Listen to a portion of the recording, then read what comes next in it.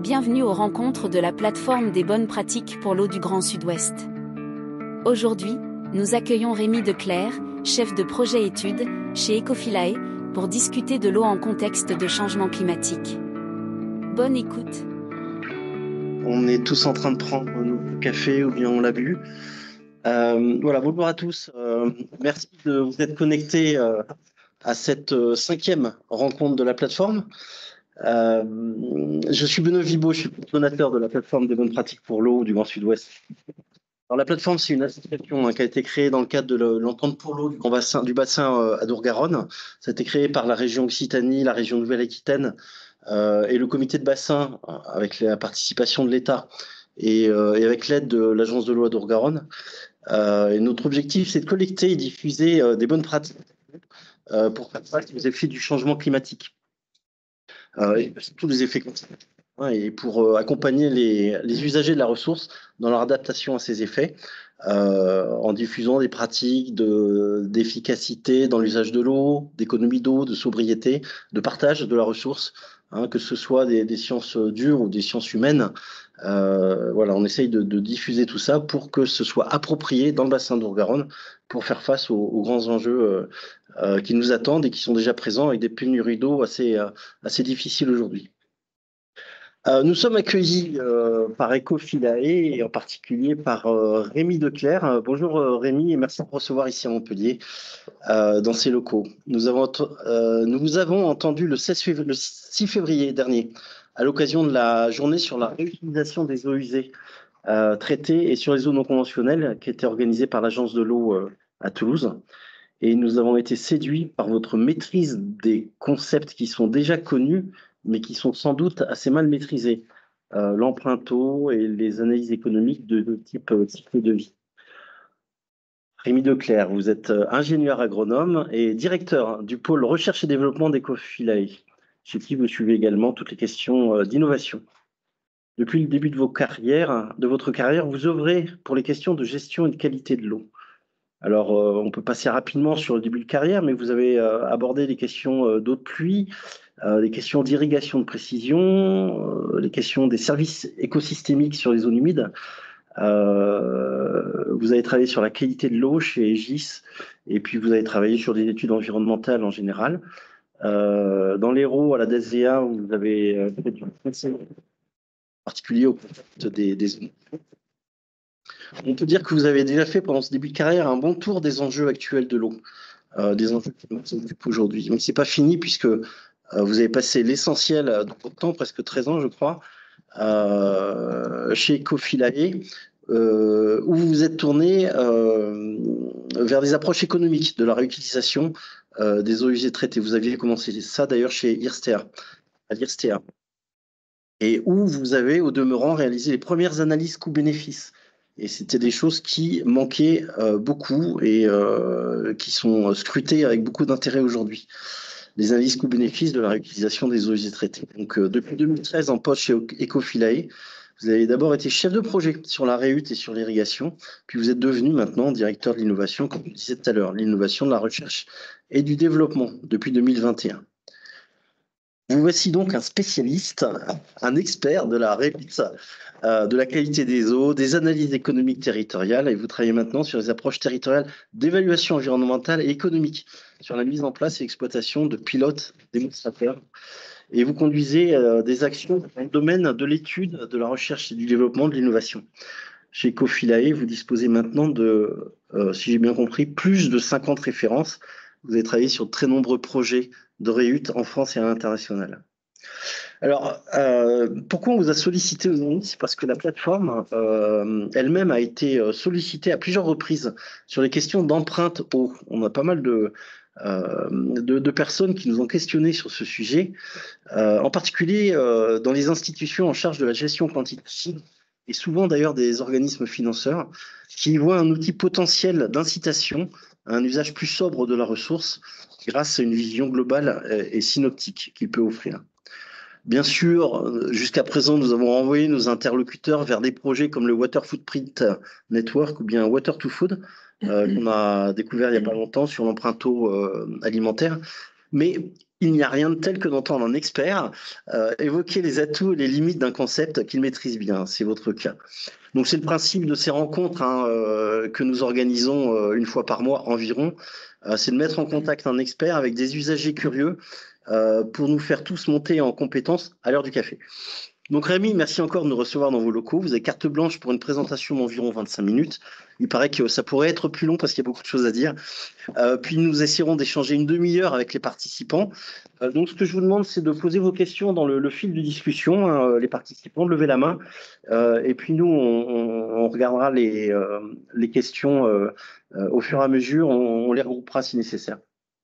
Alors, je sais que Ecofilae, alors on ne pourra pas aborder la totalité du sujet, puis certains d'entre vous vont certainement l'approfondir. Donc, Ecofilae, évidemment, reste disponible pour approfondir certaines questions plus précises des uns ou des autres. Voilà, donc merci à tous de fermer vos micros pendant la présentation. Je pense que c'est déjà fait. Rémi, c'est à vous. À tout à l'heure pour 25 minutes. Bonjour à tous, et puis merci Benoît, merci à la plateforme des bonnes pratiques de gestion de l'eau de laisser la parole sur ce sujet-là, qui moi personnellement, professionnellement et personnellement m'intéresse beaucoup. Donc effectivement, je vais vous parler des outils et méthodes d'évaluation globale, holistique. Voilà, on dit d'évaluation holistique. Bon, j'ai mis 2 projets de gestion de l'eau, mais comme vous le savez, on va forcément faire un focus plus sur ce que je connais mieux, c'est-à-dire la réutilisation d'eau. Et puis, parmi les méthodes, on fera un focus également sur l'emprunto. C'était la demande initiale, même si au final, l'emprunto n'est qu'une, on va dire, une méthode parmi d'autres pour cette évaluation globale de la durabilité, de la rentabilité, enfin, tout ce que vous voulez, de projet. Mais on va revenir dessus sur ces concepts. Alors déjà très rapidement, Ecofilae, on est une société de conseil basée à Montpellier, spécialisée sur la réutilisation des eaux.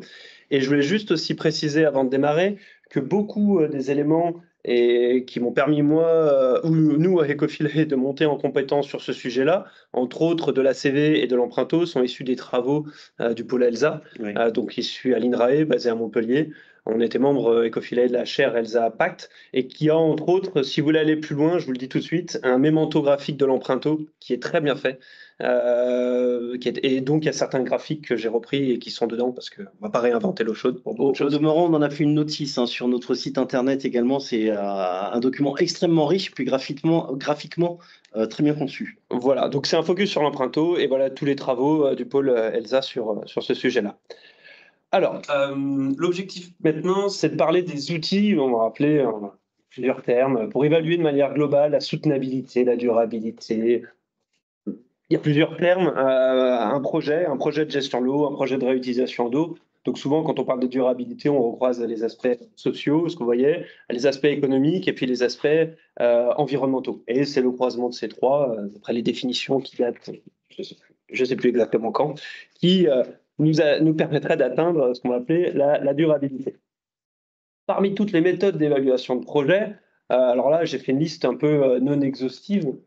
Beaucoup d'entre elles, vous connaissez, très bien pour certaines, pas trop pour d'autres. La question qu'on se pose, c'est lesquelles sont les plus pertinentes, quand et pourquoi, et lesquelles sont complémentaires, lesquelles potentiellement peuvent se chevaucher et du coup ne peuvent pas être forcément très complémentaires.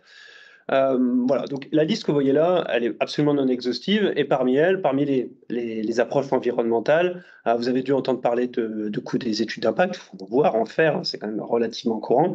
Et puis, sur les approches environnementales, vous avez déjà entendu forcément parler de l'analyse de cycle de vie environnemental, puis des méthodes d'empreinte carbone et d'emprunto. Donc, dans un premier temps, on va se concentrer sur ces méthodes-là, et puis après, on parlera un peu plus rapidement des méthodes plus sur des analyses économiques.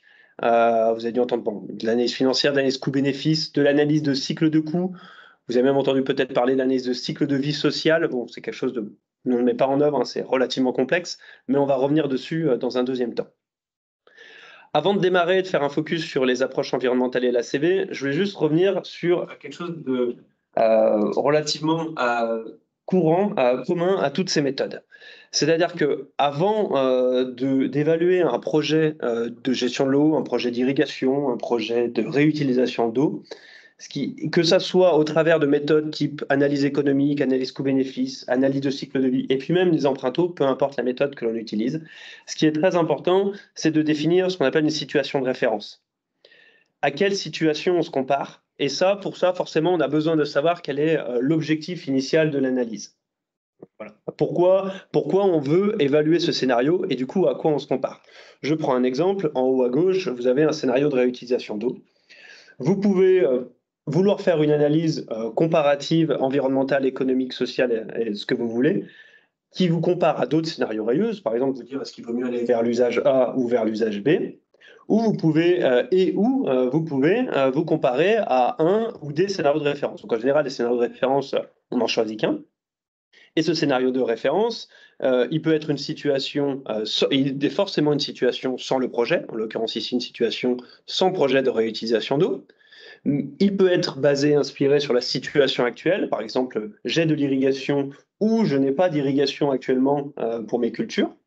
Par contre, il doit se projeter dans le futur, c'est-à-dire que la situation actuelle n'est pas une situation figée, et si on mène notre analyse dans une sphère d'analyse en termes d'acteurs et en termes de périmètre temporel sur 20 à 30 ans, la situation actuelle, même si on ne met pas en place un projet de réutilisation des eaux, par exemple, elle ne va pas rester figée. Donc il est très important et souvent beaucoup plus complexe d'évaluer, de quantifier les coûts, les impacts de ce scénario dit de référence, que d'évaluer notre scénario de base qui a été étudié, par exemple, en l'occurrence ici, un scénario de réutilisation des eaux.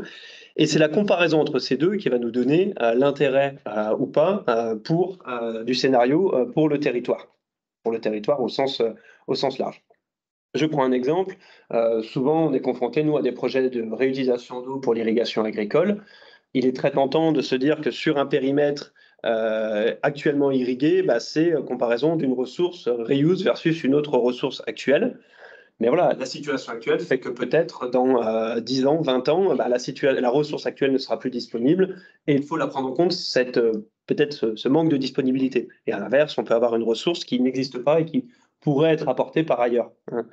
La situation de référence n'est pas forcément la situation où on ne fait rien, même si c'est toujours intéressant d'avoir cette situation-là. Ce parallèle fait, je reviens un petit peu sur les méthodes d'évaluation environnementale. Alors, ce qui est souvent, les gens vont, dans les projets, vous avez vu mettre en œuvre des études d'impact, et on l'oppose parfois à l'étude d'impact environnemental à l'analyse de cycle de vie environnemental. Les deux méthodes sont différentes, les deux méthodes sont pertinentes dans certains cas et ne le sont pas dans d'autres. Alors, on n'oppose pas l'une ou l'autre, c'est pas l'une ou l'autre à chaque fois, mais globalement, pour faire une différence, l'étude d'impact arrive plus facilement lorsqu'un projet a déjà été défini, un scénario a été choisi. On est moins dans l'aide à la décision amont qu'une analyse de cycle de vie ou une empreinte carbone peuvent nous permettre. En parallèle de ça, l'analyse de cycle de vie, et l'empreinte et l'empreinte carbone vont évaluer des impacts à l'échelle globale, à l'échelle même planétaire, là où l'étude d'impact se concentre sur les impacts locaux. Donc, sera beaucoup plus précis sur des impacts locaux. Par exemple, le rejet dans un cours d'eau, l'impact qualitatif du rejet sur un cours d'eau, on sera peut-être plus précis avec une étude d'impact, on le saura dans des analyses de cycle de vie. Mais par contre, tous les autres indicateurs d'impact, dans l'analyse de cycle de vie, seront pris à une échelle globale, on va dire planétaire. Donc nous, d'un point de vue, on est une société de conseil, quand on accompagne certains clients, la logique peut être assez facilement tentante de se dire, j'ai pas besoin d'une analyse de cycle de vie, j'ai pas besoin d'évaluer mes impacts à l'échelle de la planète, d'eutrophication, de diminution de la couche d'ozone, on va revenir dessus. Et l'analyse de cycle de vie peut perdre son intérêt pour certains décideurs locaux. Et pourtant c'est d'autres impacts. Donc, c'est quand même les grandes différences entre les deux. Maintenant, si je rentre dans l'analyse de cycle de vie, je ne vous refais pas, vous avez le petit schéma en haut à gauche, le cycle de vie, le principe du berceau à la tombe. Ce qui est très important, c'est qu'on prend un produit. En l'occurrence, à la base, ça avait été inventé pour des produits industriels. Ici, en l'occurrence, c'est un produit alimentaire, un produit de consommation alimentaire. Quel est son cycle de vie et quels sont tous ses impacts depuis sa fabrication, l'extraction de matières premières, jusqu'à le traitement du déchet et voire même son recyclage. Mais on peut aussi réfléchir à l'analyse du cycle de vie sur un service qui peut être de desservir de l'eau pour un projet d'irrigation, fournir une ressource en eau pour irriguer tant d'hectares, fournir tant de mètres cubes pour un territoire. Donc pour un service qui est associé à des infrastructures, du coup à des activités, on peut mener cette démarche d'analyse de cycle de vie de la même manière. Le principe de base de l'analyse de cycle de vie, c'est que du coup, on étudie les impacts environnementaux lors de la phase de construction, c'est-à-dire pour les matériaux, pour les transports des matériaux, pour la construction des infrastructures, les impacts lors de l'exploitation, la consommation énergétique, la consommation de réactifs pour du traitement, les rejets dans le milieu naturel, que ce soit dans l'air, dans l'eau, etc. Et puis, bien sûr, mais bon, on ne va pas se cacher, globalement, c'est relativement négligeable. La fin de vie, ça c'est négligeable. Dans le cas du traitement de la réutilisation d'eau, la fin de vie de certains matériaux. Alors, c'est à prendre avec des pincettes, c'est pas forcément négligeable, justement. Mais voilà, donc c'est vraiment 3 étapes, la conception, l'opération, quand le système tourne, et puis la fin de vie et le recyclage éventuel de certains matériaux. L'ACV, c'est une méthode environnementale multicritère. Multicritère, ça veut dire qu'on va quantifier des impacts, par exemple, une quantité de rejets de gaz, de différents types de gaz, une quantité de rejets de types de nutriments, j'allais dire de pathogènes, mais les pathogènes, on est assez peu précis encore en termes d'ACV dessus, mais de polluants, on va dire, dans le milieu naturel, et on va pouvoir évaluer l'impact. Et ces impacts, on les évalue en fonction des méthodes qui sont utilisées. Plus on a d'impact, plus on est précis. Et plus on veut réduire à 3 impacts, on peut aller jusqu'à 3 impacts, un sur la santé humaine, un sur les impacts environnementaux et l'autre sur la consommation de ressources. Plus on perd en précision, mais plus on gagne en termes de concision, on va dire. Je ne sais pas si c'est français, concision, mais on est plus concis. Donc voilà, on est uniquement sur des impacts environnementaux, on est sur du multicritère sur cette approche-là. Ce qui est important à bien comprendre sur l'ACV, c'est que l'empreinte carbone, dont vous avez encore plus tous entendu parler depuis quelques années, l'empreinte carbone, c'est un des impacts de l'ACV. C'est-à-dire que c'est comme si l'ACV est une analyse multicritère, l'empreinte carbone est une analyse monocritère. D'accord ? Donc, l'impact changement climatique s'évalue en kilogrammes de CO2 équivalent rejetés dans l'atmosphère. Donc, l'empreinte carbone, c'est le même principe qui est normé également, c'est le même principe que l'ACV, avec la même méthode, c'est la même norme de base pour réaliser une ACV, et sauf que on ne prend que le monocritère carbone. Voilà. L'empreinte eau, c'est pareil, sauf que ce n'est pas forcément du monocritère, c'est au contraire du multicritère. C'est-à-dire que dans une ACV, en fonction de la méthode qu'on utilise, on a toujours un indicateur quantitatif, volumétrique, on va revenir dans le détail dessus, volumétrique avec un coefficient de stress hydrique, qui nous dit, en termes de mètre cube, son unité c'est le mètre cube, quelle est la balance, le bilan en eau de mon système, de mon scénario évalué. Voilà. Et on a d'autres impacts qui sont dans l'ACV, qui sont des impacts qualitatifs. Alors on va les revoir derrière, mais il y en a plusieurs, en fonction des méthodes utilisées, il y en a plusieurs. Par exemple ici, un impact, c'est l'eutrophisation sur les milieux en eau douce, ça s'estime en kilogrammes de phosphate rejetés dans les milieux en eau douce.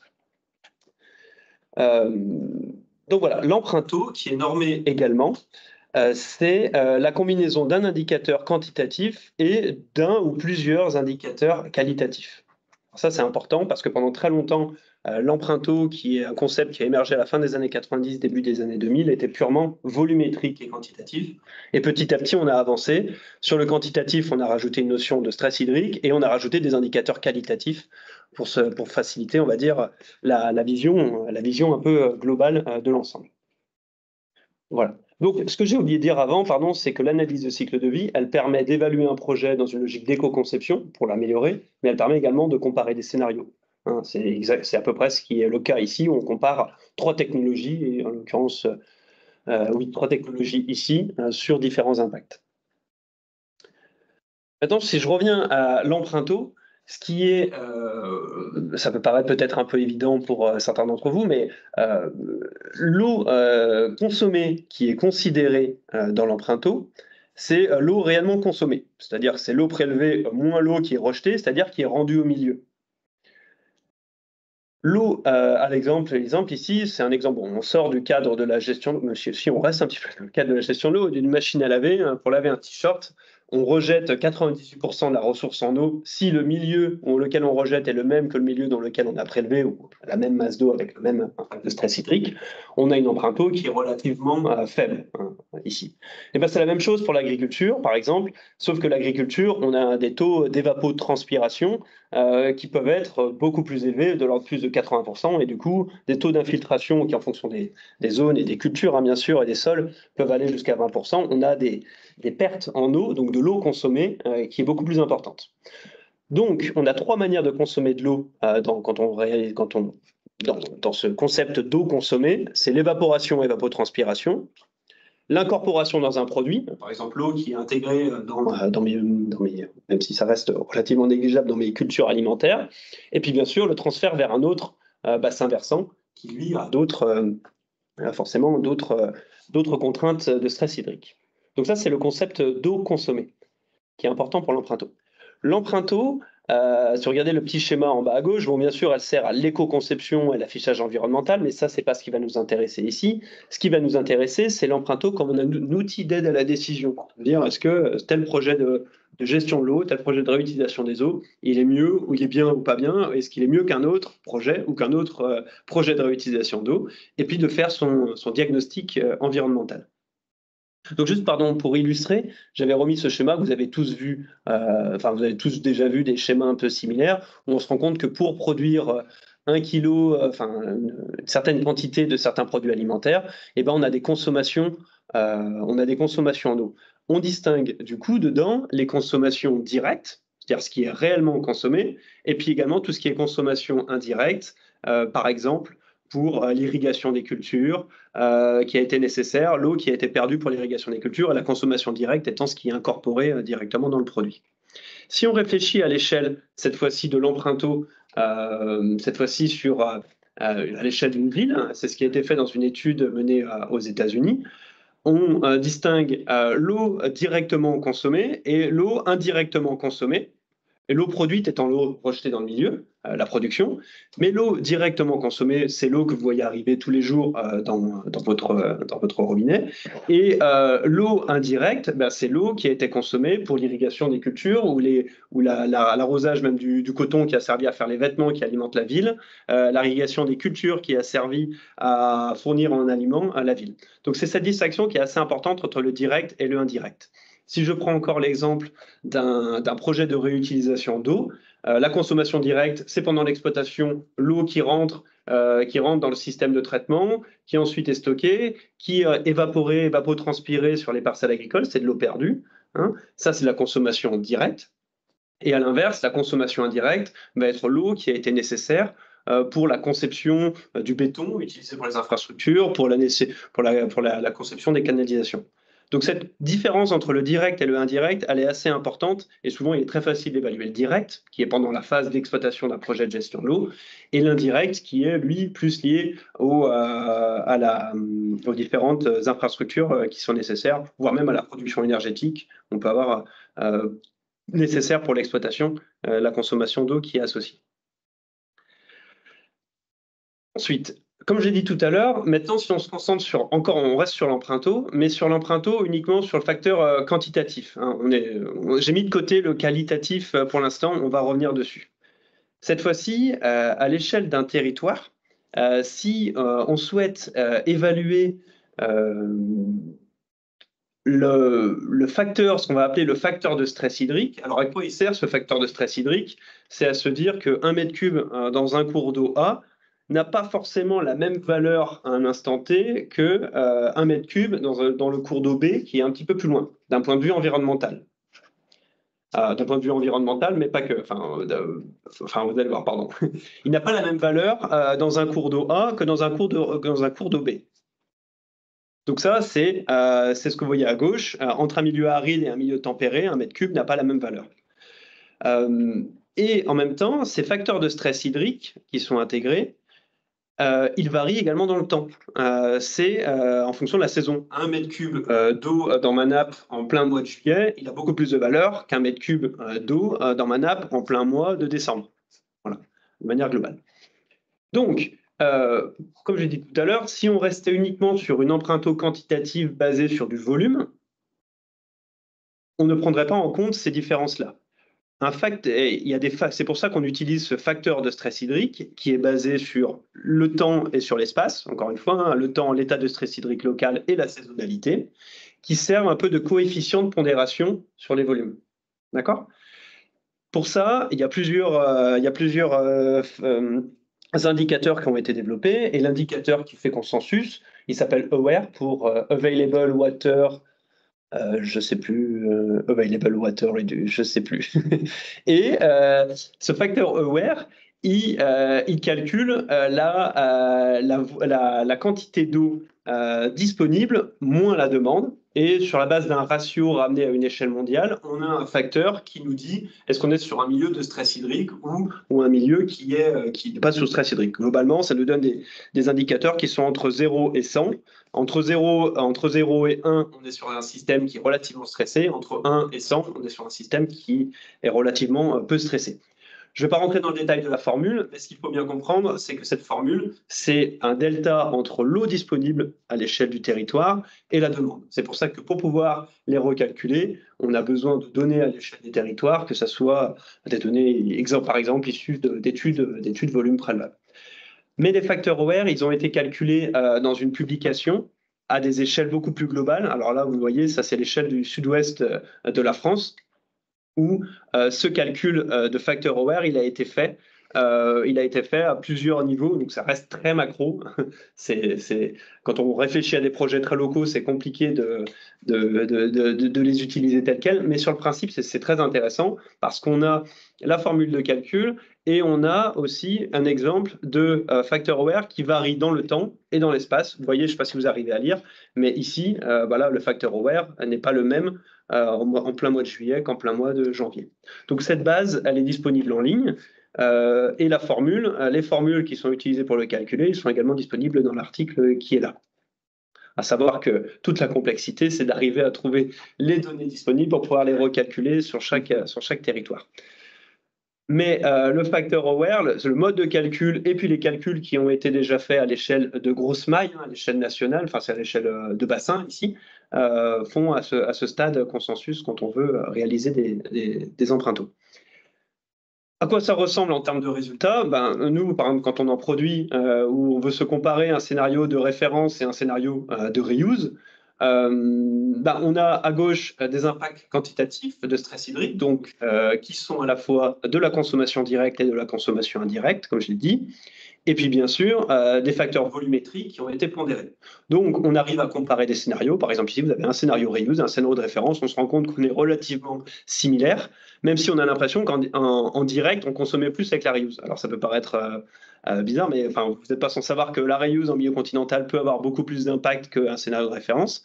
Mais si on prend en compte les consommations indirectes, alors je ne sais plus exactement ce qu'il y avait dans le scénario de référence, mais par exemple la conception d'infrastructures ou la consommation énergétique qui elle-même peut consommer de l'eau, on peut se retrouver à l'équilibre. Donc c'est là où ça permet, cette consommation indirecte, de venir pondérer. C'est très dépendant, je ne veux pas vous donner un exemple, mais nous, on a certains cas où voilà, le indirect peut venir pondérer le direct. Donc une empreinte eau, si elle est normée et on suit la norme, elle ne se lie pas qu'avec cet indicateur de stress hydrique, mais également avec les indicateurs d'impact. Et ici, j'en ai sorti 4, qui sont 4 assez courants dans les méthodes d'ACV. L'eutrophisation marine et en eau douce, et l'écotoxicité marine et en eau douce. Et on ne fusionne, enfin, il n'y a pas d'indicateur global.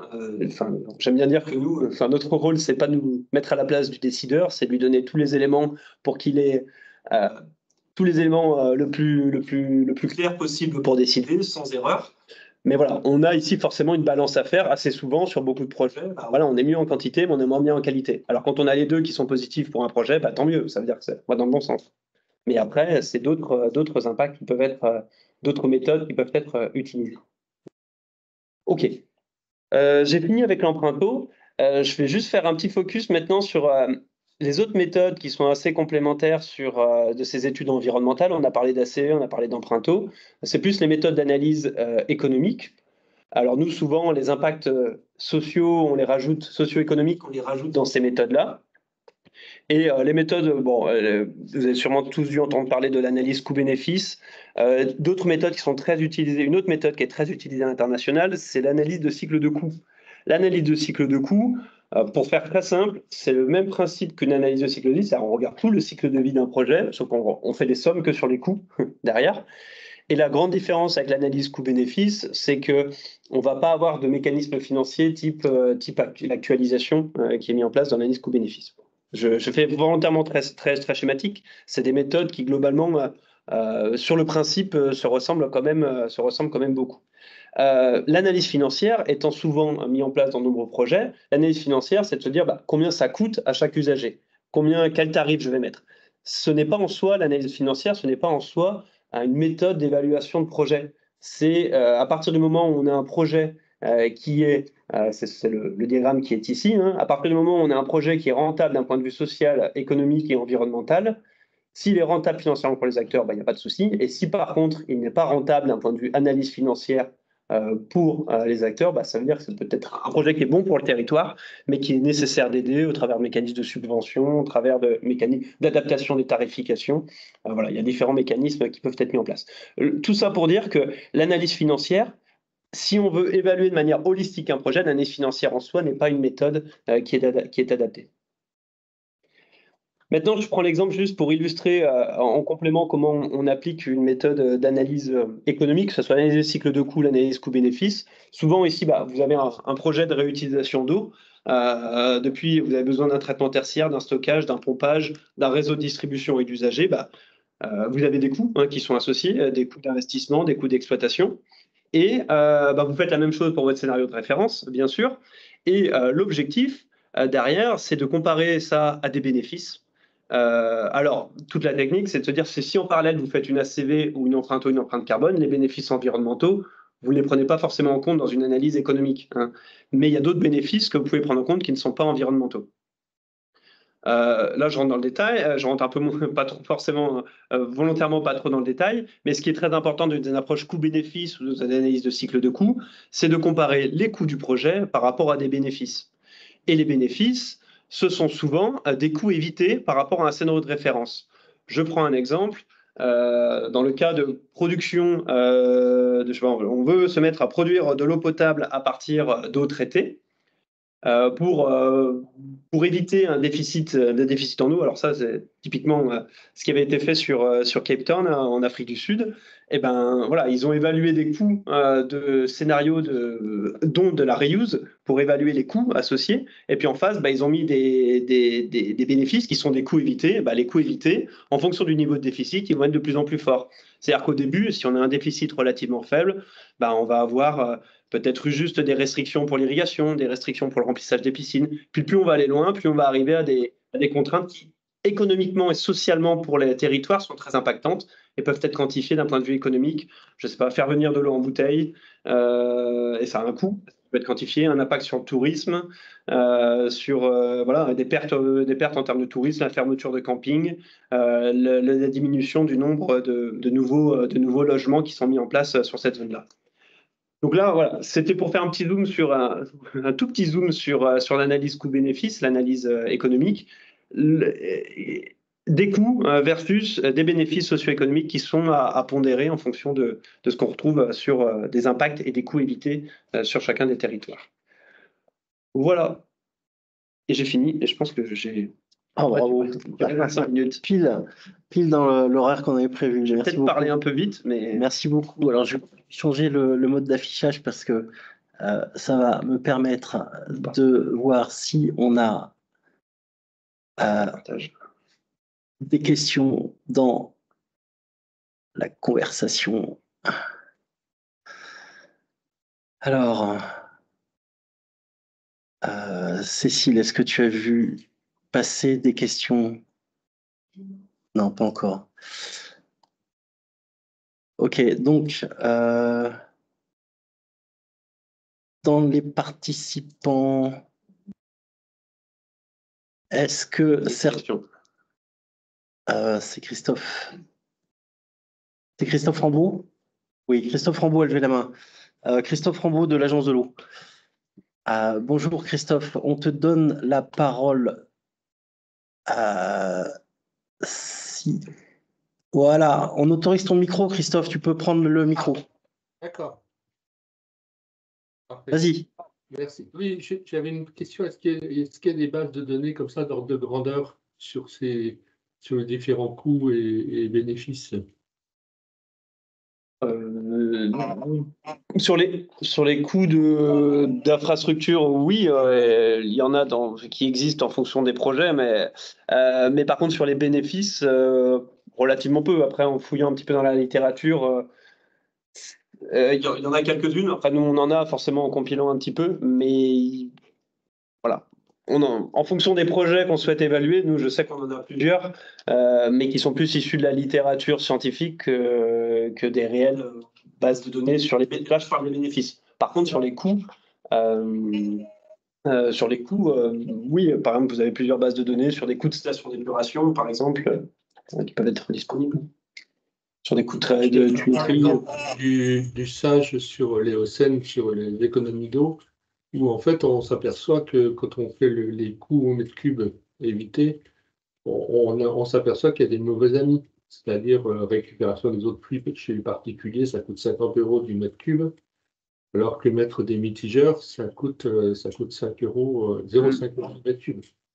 Et ça, c'est peut-être des éléments qui seraient intéressants, ne serait-ce que pour figer ces faux amis. Oui.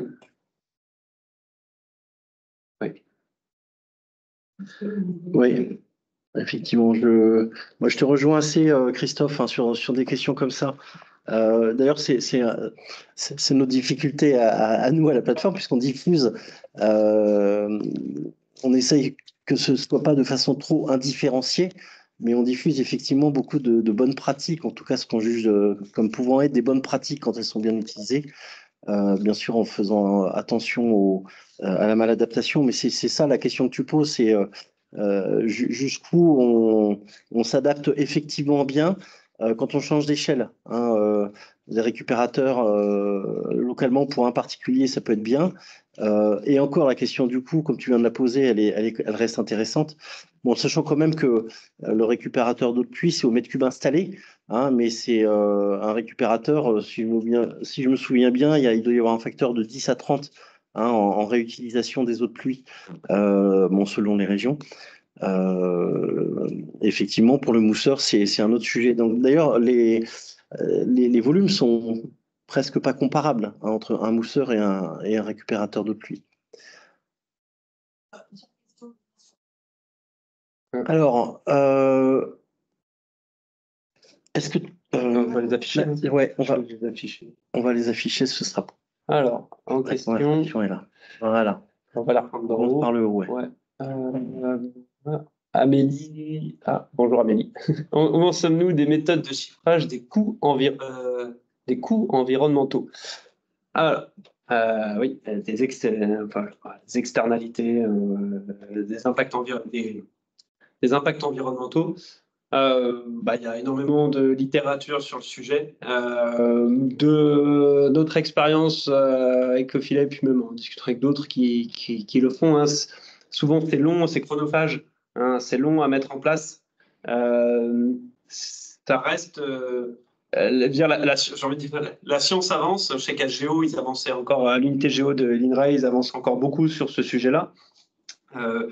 Mais globalement, ça reste assez complexe à mettre en place, même pour nous Ecofilay. Mais quand on peut, on le fait. Quoi. Mais plus on le fait facilement, plus forcément on perd en précision sur ces impacts environnementaux. Ensuite, une autre question de Marion Canimel. Où trouver la base de données du facteur EOR? Alors, sur le site de Vulca, WULCA, qui est une association de spécialistes. Alors, je pourrais vous en partager le lien après. Hein. Et en fait, ce qui est intéressant, c'est pas de spécialistes qui ont validé la démarche, enfin, qui ont validé le consensus d'un point de vue ACV sur ce facteur EOR. Et ce qui est intéressant, c'est de télécharger le fichier Google Earth dessus. Voilà. Si vous cherchez WULCA, vous trouverez. Le fichier en question, c'est un fichier monocouche, c'est un seul indicateur ou il y en a plusieurs? Il y en a un Ah bah c'est une couche GSIG sur Google Earth, un KML. Je crois que c'est un KML. D'accord. Un KML, je sais pas. Sur la Terre entière, et si vous cliquez, vous le téléchargez, après vous cliquez dessus, vous avez pour votre emplacement, vous avez votre facteur horaire et un tableau janvier, février jusqu'à décembre. Alors attention, comme je vous dis, ces facteurs pour l'instant, dans beaucoup de cas, ils sont peu précis. Je reprends l'exemple du bassin de la Dordogne. Je pense que vous serez peut-être à cheval entre juste 2 briques. C'est très clairement le genre d'échelle où il faut presque les recalculer. Mais la méthode de calcul.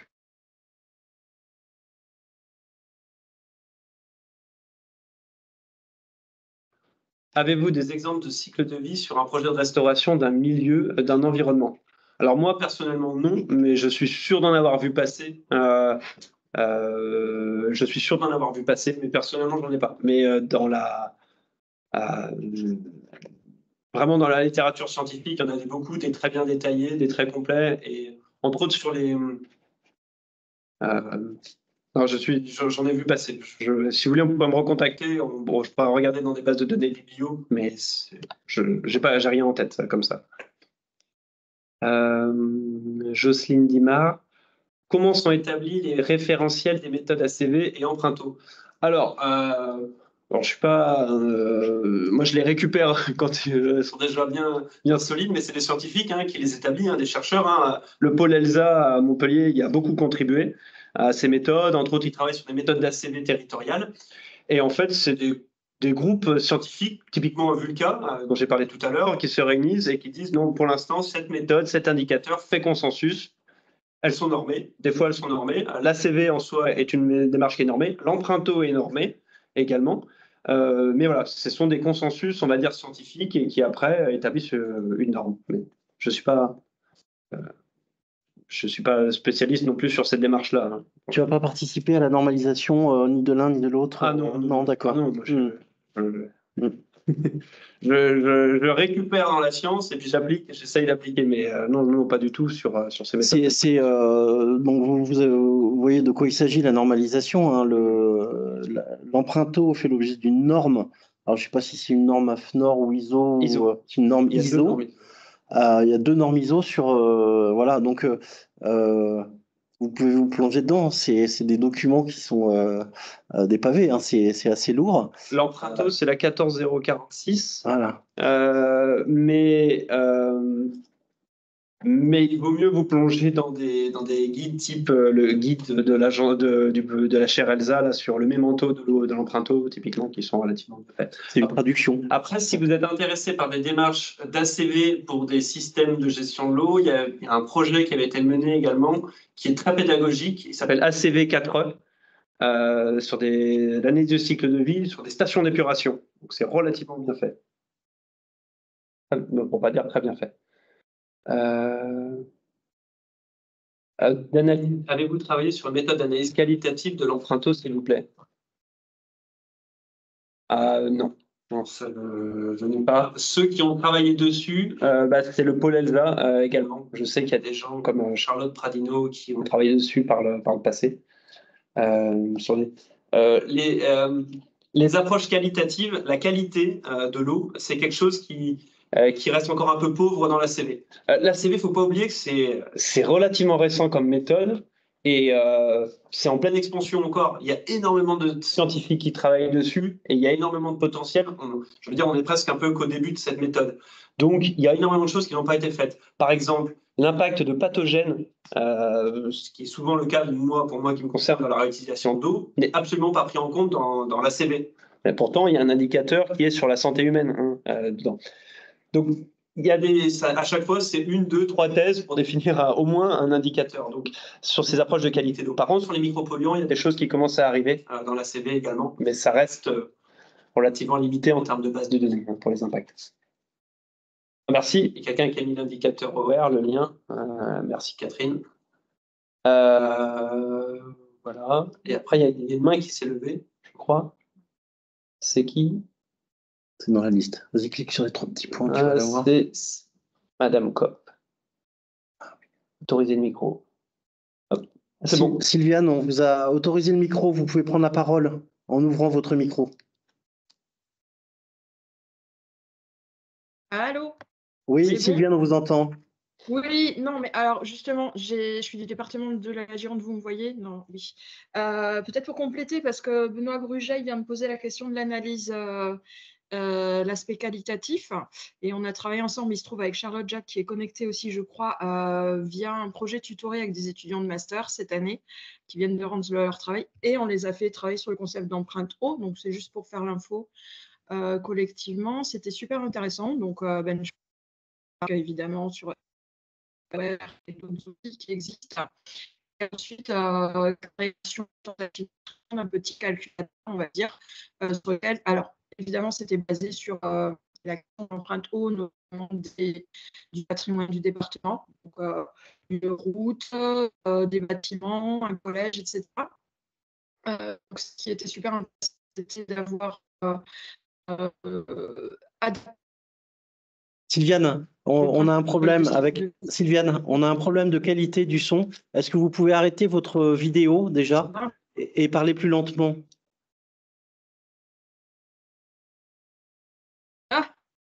Alors, Sylviane, on vous entend plus, il y a un problème de son.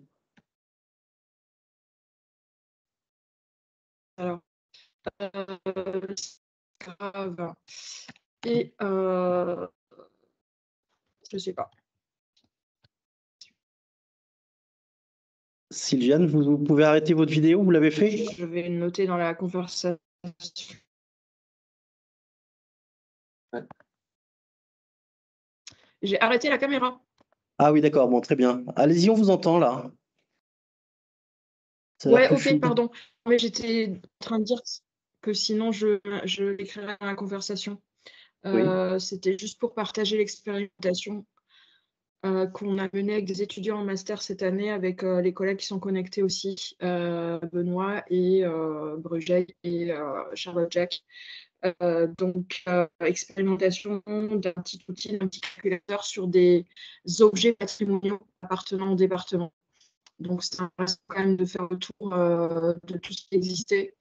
Effectivement, le volet qualitatif, on l'a un peu traité, notamment sur l'aspect, alors pas sur ce que j'ai vu là, même si je n'ai pas tout suivi, parce que j'ai aussi déconnecté à un moment, pas sur des questions de pollution ou des impacts autres, mais plutôt sur la sensibilisation du public, des enfants au sujet de l'empreinte eau, sur on va dire la possibilité d'avoir un bon suivi des consommations d'eau, des choses comme ça en fait. Je ne sais pas si vous m'avez répondu, mais bon, voilà, c'était quand même pour partager ce qui avait été fait. Ouais, très bien. Et pour vous remercier. Bon, et on va regarder ça plus loin, puisque du coup... Sylviane, c'est hyper intéressant ce que vous faites faire aux étudiants. D'ailleurs, Épidore est intéressé, hein, Amélie Bresson là, exprime son intérêt. Est-ce que c'était un projet tutoré en fait? Oui, je pense que c'est partageable. Je pose la question à Charlotte, Jacques, puisqu'on l'a fait avec la base et la mission agenda 21, mais je pense que oui. D'accord, vous pouvez nous envoyer le lien, le document ou le lien, et nous on le fera passer? On note en tout cas votre intérêt, on va trouver le moyen de vous envoyer le lien, soit ici directement, soit autrement. Et ouais, ok. Voilà, Charlotte me dit oui, elle nous répond oui. Ah, mais c'est super. Donc, je ne sais pas si elle a le lien sous la main, mais voilà. Oui, évidemment. Et c'était vraiment super intéressant comme Parfait. J'arrête là.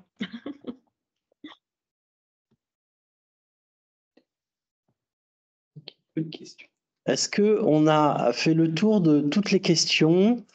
Est-ce que... alors, c'est quoi ce petit 1? C'est bon.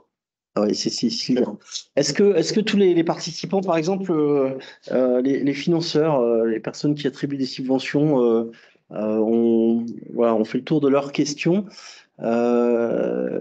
Est-ce qu'il reste des espaces, des zones de non-visibilité ou d'incompréhension sur le sujet? Il y a beaucoup de choses, ouais. Ah oui, merci Catherine, c'est le site du projet ACV4, le lien, je vais le D'accord. partager. Donc ça, on le récupère avant de... Bah ça, c'est... Alors, dedans, vous avez... Alors, c'est pas... Il y a un peu d'emprunto, mais c'est plus... c'est surtout de l'ACV, de station d'épuration, et il y a plusieurs livrables, des qui sont très pédagogiques, et des qui sont très...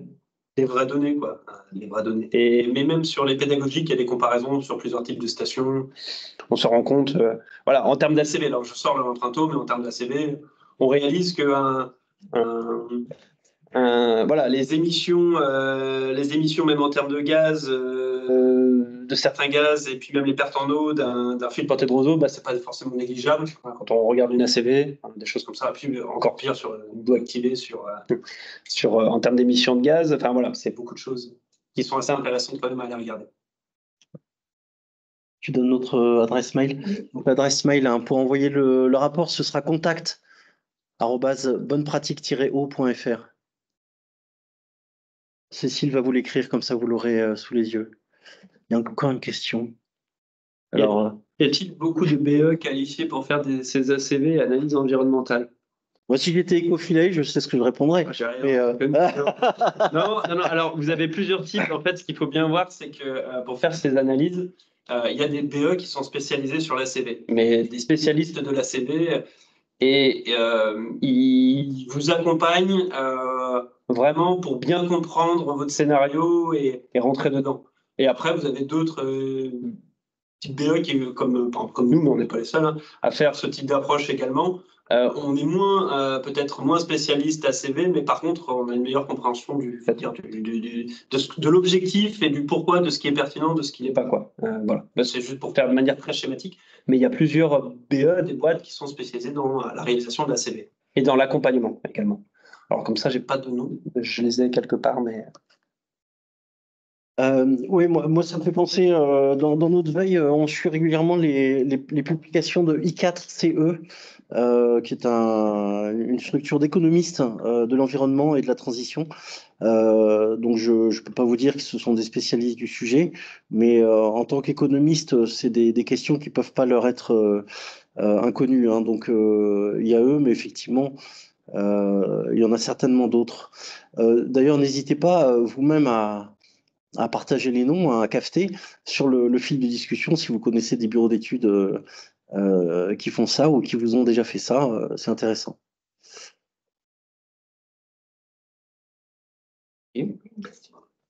Ah oui, et emprunto. Emprunto, oui, c'est pareil. Après, l'emprunto, c'est encore entre guillemets plus simple. Oui, l'emprunto, il y en a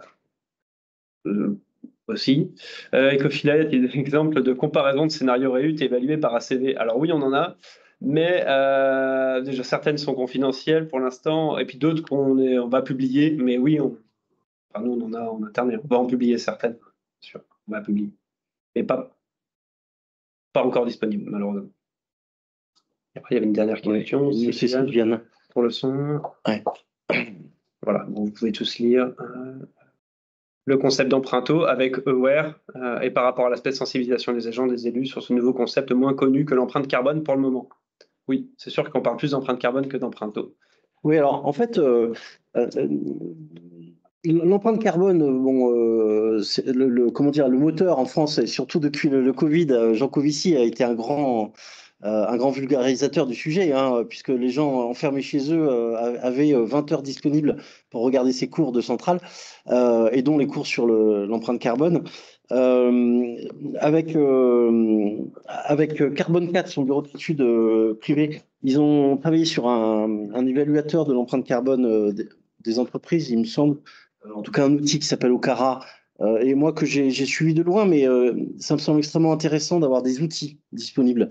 En fait, c'est assez rigolo, enfin c'est assez simple, ça a l'air simple. En tout cas, ils ont eu la capacité de le simplifier pour en faire un tableur Excel. Hein, on a tendance à dire si ça rentre dans un tableur Excel, c'est que c'est peut-être pas si compliqué que ça. Bon, vous avez bien compris que c'était pas si simple non plus. Voilà, notre rêve à nous, à la plateforme, c'est un jour de pouvoir mettre à disposition des éléments de calcul ou d'évaluation de l'emprunt eau. Alors, tout en ayant bien en tête de faire attention aux limites de l'outil et des bases de données qui sont derrière. Mais c'est vrai que ça nous semble vraiment un outil à diffuser, à connaître, à maîtriser. Et plus il sera connu et utilisé, plus il bénéficiera de développement, dont vous avez compris, académique. Hein. Moi, je suis assez... j'ai un petit peu sursauté quand j'ai entendu que pour un paramètre, il fallait une thèse. Il faut plusieurs thèses. Voilà, c'est encore pire que ce que je craignais. Voilà, donc Mais à l'échelle internationale. oui, à l'échelle internationale, mais ça vous donne à voir effectivement la quantité de matière grise qu'il y a derrière. Voilà, donc on aimerait bien, nous, pouvoir mettre à disposition alors, des briques ou des outils, forcément au début un peu simplistes, mais ça nous semble une vraie attente hein, de votre part, en tout cas de la part du réseau qu'on essaye d'animer avec ces rencontres et puis par d'autres biais. Voilà, c'est une vraie attente. Est-ce qu'on a épuisé toutes les questions et tous les participants? Il est presque 14h30. Vous avez peut-être tous pris votre café, c'est l'heure de reprendre le boulot. Eh bien voilà, on arrive au merci. Donc effectivement, Benoît Brugeil me retire les mots de la bouche. Merci beaucoup Rémi pour votre contribution très intéressante. Donc on retient hein, quand même que vous restez disponible pour approfondir éventuellement cette question pour les personnes qui seraient intéressées à rentrer dans le détail.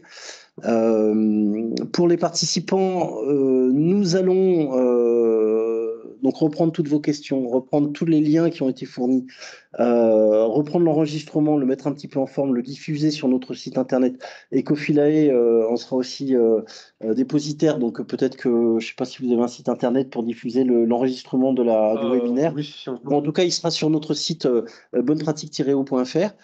Le prochain webinaire, la prochaine rencontre, Cécile. Avec Alain Dupuis, le 21 mai. Voilà, on vous fera passer l'information. C'est sans doute le 21 mai, si on se souvient bien de la date, avec Alain Dupuis, qui a été directeur de l'NCGID, qui travaille au BRGM, qui est un hydrogéologue renommé, en tout cas dans le Grand Sud-Ouest, qui aura beaucoup de choses à nous dire sur la bonne gestion et ou sur la nouvelle gestion des nappes, en tout cas dans le Grand Sud-Ouest. Voilà, donc on vous fera passer l'info pour la connexion, pour l'inscription. Et merci à tous d'avoir participé. Et nous allons fermer cette rencontre de la plateforme. Merci beaucoup à tous. Merci, au revoir.